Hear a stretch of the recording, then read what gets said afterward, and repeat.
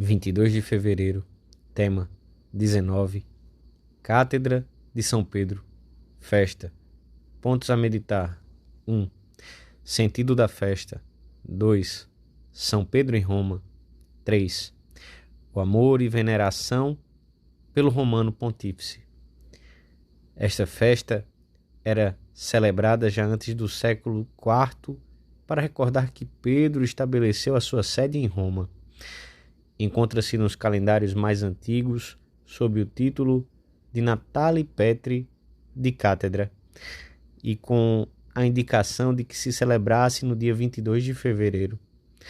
Com a festa de hoje, quis se expressar desde os começos a unidade de toda a Igreja, que tem o seu fundamento em Pedro e nos seus sucessores na sede romana. Pelo sinal da Santíssima Cruz, livrai-nos Deus, nosso Senhor, dos nossos inimigos. Em nome do Pai, do Filho e do Espírito Santo. Amém. Meu Senhor e meu Deus, creio firmemente que estás aqui, que me vês, que me ouves. Adoro-te com profunda reverência. Peço-te perdão dos meus pecados e graça para fazer com fruto este tempo de oração. Minha Mãe Imaculada, São José, meu Pai e Senhor, meu anjo da guarda, intercedei por mim.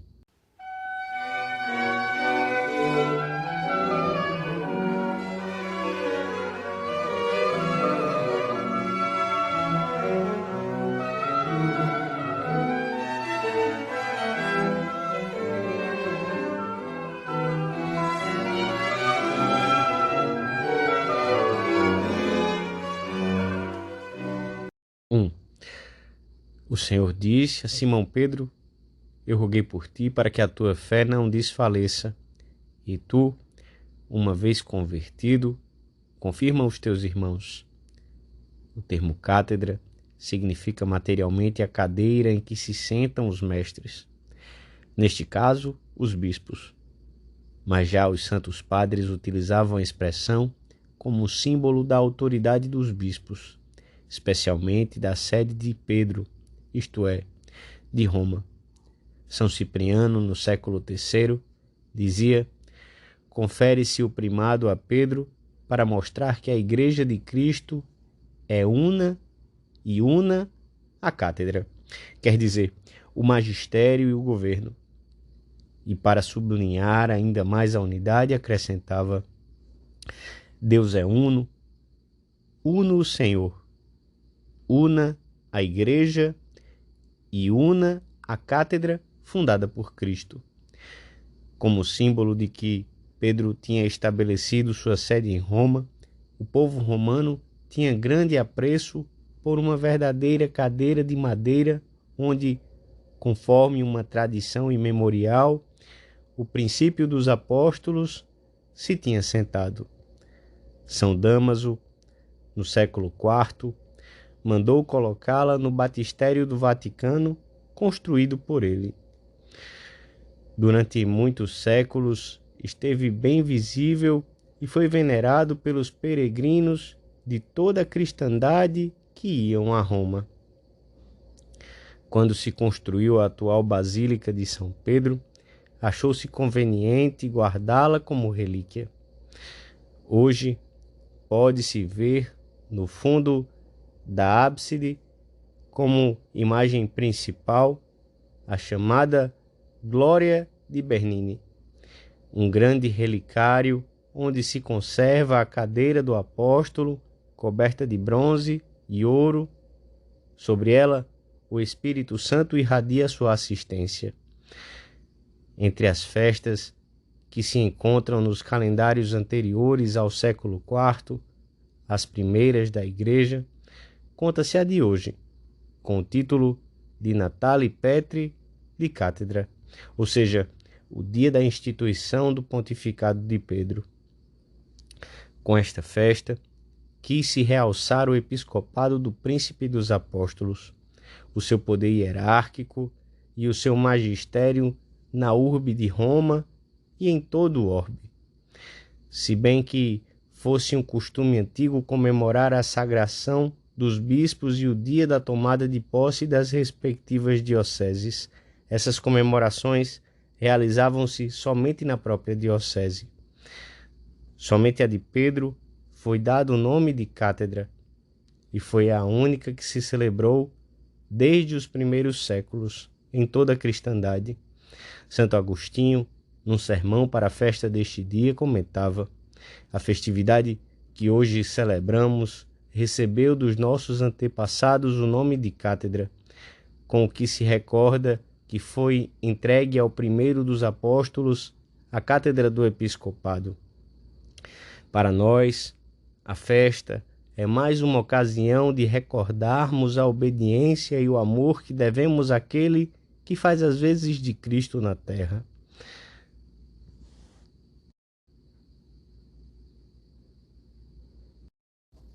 Dois.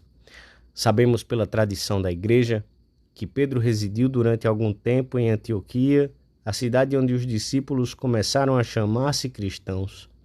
Nela pregou o Evangelho e a seguir retornou a Jerusalém, onde algum tempo depois se desencadeou uma sangrenta perseguição. O rei Herodes mandou degolar Tiago e, vendo que isso agradava aos judeus, mandou também prender Pedro. Libertado por intervenção de um anjo, Pedro abandonou a Palestina, indo para outro lugar. Os Atos dos Apóstolos não nos dizem para onde foi, mas sabemos pela tradição que se dirigiu para a cidade eterna. São Jerônimo afirma que Pedro chegou a Roma no ano segundo do reinado de Cláudio, que corresponde ao ano 43 depois de Cristo, e que ali permaneceu durante 25 anos até a morte. Alguns falam de 2 viagens a Roma, uma depois de partir de Jerusalém, a outra por volta do ano 49, data em que participou do Concílio de Jerusalém, para logo depois retornar a Roma e empreender algumas viagens missionárias. São Pedro chegou a Roma, centro do mundo naquele tempo, para que a luz da verdade, revelada para a salvação de todas as nações, se derramasse mais eficazmente da cabeça para todo o corpo do mundo. Afirma São Leão Magno: pois de que raça não havia então homens naquela cidade? Ou que povos podiam ignorar o que Roma ensinasse? Era o lugar apropriado para refutar as teorias da falsa filosofia, para desfazer as loucuras da sabedoria terrena, para destruir a impiedade dos sacrifícios. Ali, com suma diligência, tinha-se ido reunindo tudo o que os diferentes erros tinham inventado. O pescador da Galiléia converteu-se assim em alicerce e rocha da Igreja, e estabeleceu a sua sede na cidade eterna. Dali anunciou o seu mestre, como tinha feito na Judéia e na Samaria, na Galiléia e em toda Antioquia. Da cátedra de Roma governou toda a Igreja, instruiu todos os cristãos e, confirmando a sua pregação, derramou o seu sangue a exemplo do seu mestre. O túmulo do príncipe dos apóstolos situa-se debaixo do altar da confissão na Basílica Vaticana, conforme afirma unanimemente a tradição ratificada pelas descobertas arqueológicas, dando assim a entender também, de um modo material e visível, que Simão Pedro é, por expressa vontade divina, a rocha firme, segura e inamovível que sustém o edifício da Igreja através dos séculos. No seu magistério e no dos seus sucessores, ressoa de modo infalível a voz de Cristo, e por isso a nossa fé está firmemente alicerçada.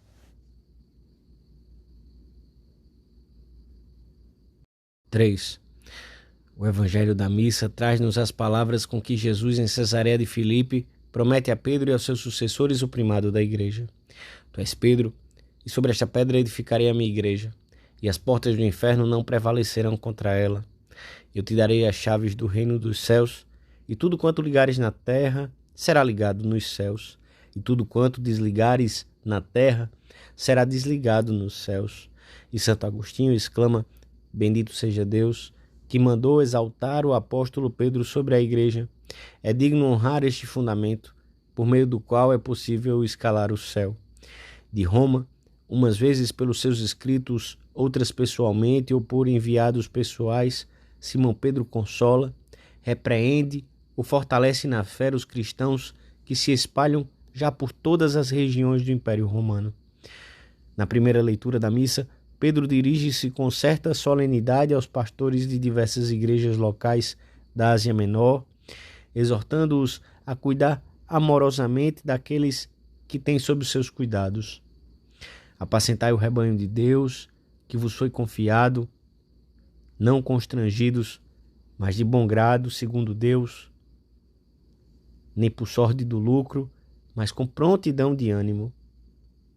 São exortações que nos trazem à mente as palavras com que Jesus falava do bom pastor e as que dirigiu ao apóstolo depois da ressurreição. Apacenta meus cordeiros, apacenta as minhas ovelhas. Esta é a missão confiada pelo Senhor a Pedro e aos seus sucessores: dirigir e cuidar dos outros pastores que regem o rebanho do Senhor, confirmar na fé o povo de Deus, velar pela pureza da doutrina, dos costumes, interpretar, com a assistência do Espírito Santo, as verdades contidas no depósito da revelação. Por isso, escreve o apóstolo na sua segunda epístola: não cessarei de vos trazer à memória estas coisas, embora estejais instruídos e confirmados na presente verdade.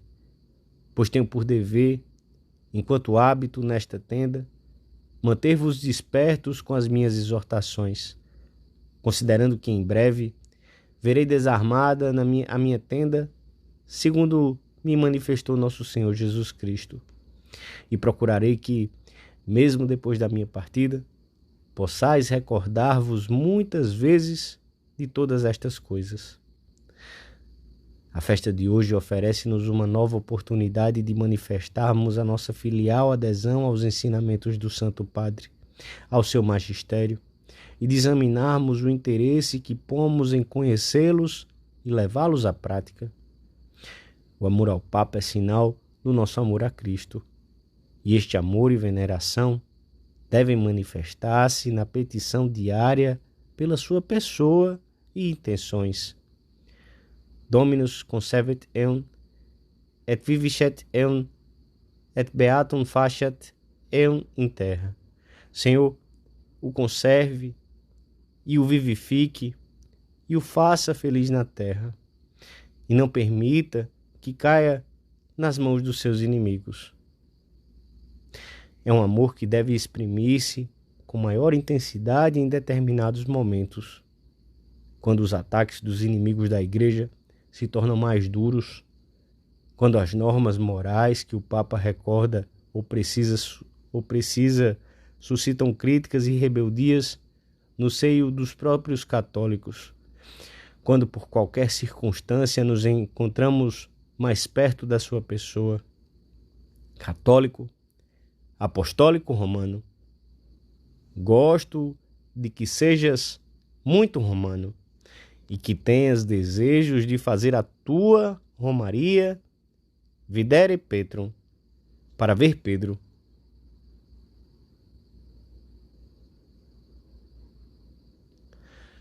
Dou-te graças, meu Deus, pelos bons propósitos, afetos e inspirações que me comunicaste nesta meditação. Peço-te ajuda para os pôr em prática. Minha Mãe Imaculada, São José, meu Pai, Senhor, meu anjo da guarda, intercedei por mim.